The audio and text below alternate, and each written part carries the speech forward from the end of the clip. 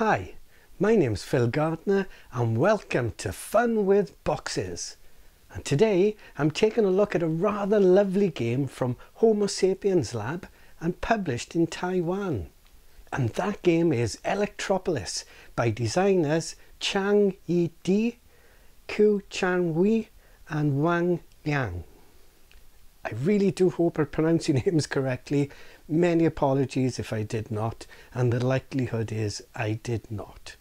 But I did have a little go. Thank you. Electropolis is a strategic city building board game. You are the mayor of an ever-growing city and you must plan out the best energy solution to meet the skyrocketing demands of electricity. Very much like today. You have to balance the pros and cons of coal and gas-fired plants, green energy and nuclear power with tough decisions throughout this game. And there is plenty of player interaction as you all pursue construction permits for specific zones and look to claim crucial tiles.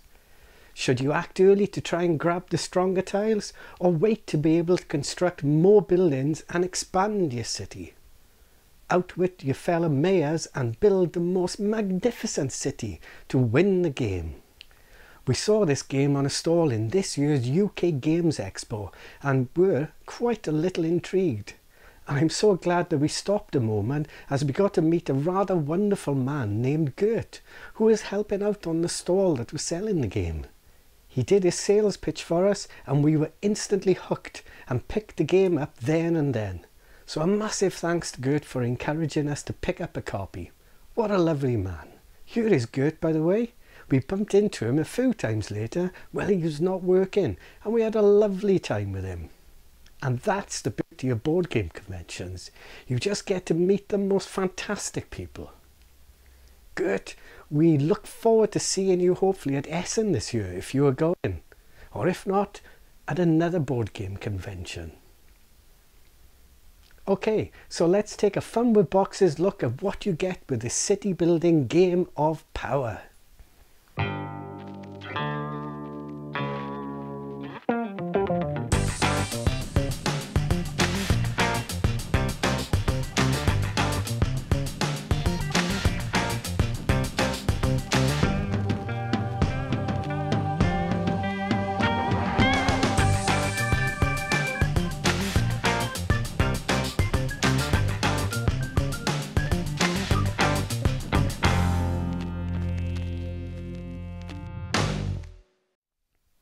In a game of Electropolis, each round players will gain one development card and several building tiles to build up their own city within a designated area. Power plants and energy tiles are essential to generate electricity, though most will generate unwanted pollution. So you'll need to build air pollution prevention facilities to try to reduce any pollution you generate. Plus, it would be a good idea to build public facilities, which will help increase your public support. Ultimately, after 8 rounds, generate the most electricity whilst paying close attention to the balance of public support and pollution in the city, and the player with the most victory points wins. Let's take a very quick look at how you set up the game, which is pretty straightforward. Put all the building tiles, and there are a ton of them, into the cloth bag and shuffle them thoroughly. Place the score track, public support track and pollution track side by side. Place the turn order track on the table, leaving some space around it, because while playing the game you will be surrounding it with the building tiles from the bag. Shuffle the trend cards, draw 3 and place them face up on the table, putting the rest of the cards back into the box. Separate the development cards into stacks of A, B and C cards.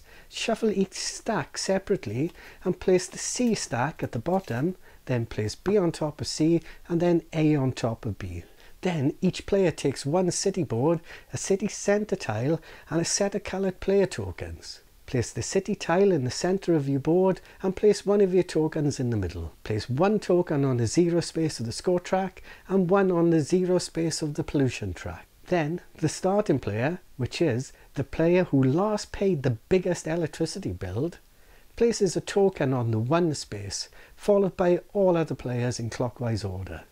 Finally, all players place their last token onto the appropriate space as marked on the public support track. And you are ready to play Electropolis. Before I tell you what I think of this game, here's a very brief overview of how the game plays, which will give you a great idea on if this is the sort of game that may appeal to you. At the beginning of each of the 8 rounds, you reveal 4 development cards face up onto the table. Then draw a set number of building tiles from the bag at random based on the number of players. For example, you draw 16 tiles in a 3-player game. The first player of that round will be the player closest to the 1 spot of the turn order board. That player will move their token onto a free action space below, then each player will do the same in turn order. The player who takes the ×3 action also immediately gains 1 public support point, so don't forget about that. Now, starting with the player closest to the ×2 space, and then continuing in ascending order, each player takes their turn by performing the following actions. You must take the indicated number of face-up tiles as stated on your current position, plus you take 1 face-up development card. When taking tiles, you can only take adjacent tiles, and you must place your tiles onto your city board in the designated area as shown on your development card. Each tile must be placed adjacent to an existing tile or adjacent to the city centre tile. And note, you do not place energy tiles onto your city board. Instead, these are placed to the side of your board and they will be used to power your city at the end of the game. If you are unable to place a building tile for any reason, it is discarded and you lose 1 public support for each tile discarded. Then you gain whatever the bonus is on the top of your development card. Grey cards provide you with immediate bonuses, while yellow cards will give you a bonus at the end of the game. Finally, move your marker up to the leftmost empty space on the turn order track. Once all players have taken a turn, discard all remaining cards and tiles and set up the next round as we did earlier on. After 8 rounds, the game ends and final scoring takes place. Scoring is quite straightforward.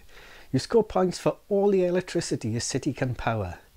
That's from coal, gas, nuclear and green energy plants.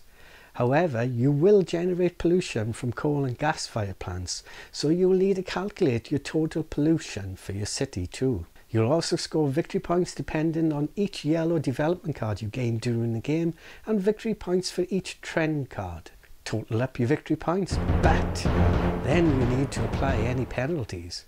You lose 1 victory point per empty space in your city. Then adjust your public support based on the effect of any public housing tiles you have and compare your support to your pollution. If your pollution is higher, then you lose victory points equal to the square of the difference. So if the difference is 2, you lose 4 points. If the difference is 3, you lose 9 points, and so on. And the player with the highest points wins. And there you have it, a very straightforward game, but with some interesting choices to be made during the short 8 rounds the game runs for. Do you drop down the turn order to get more tiles for your city, or do you try to take less tiles to look for better development cards? Plus, you have to juggle that pollution with your public support, or suffer the consequences at the end game scoring. It's the clever use of the development cards that makes the game stand out to me, with each game playing quite quickly, and at the end, regardless of whether I won or not, I was immediately interested in setting it up and playing again.